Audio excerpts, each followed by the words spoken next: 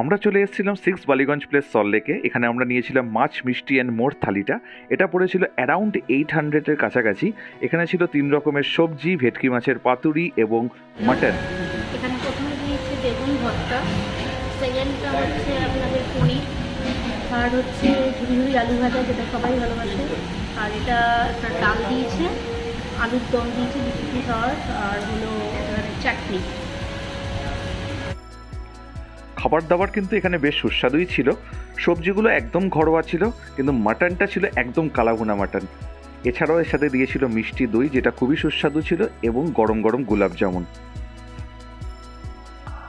গরম গরম লুচি,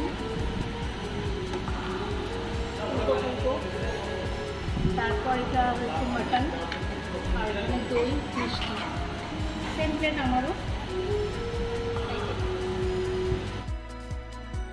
ভেটকি মাছের পাতুরিটা কিন্তু এই বড় সাইজের ছিল, একদম টাটকা ছিল, অনেকটা সর্ষে মাখানো ছিল, খেতে দারুণ লেগেছে।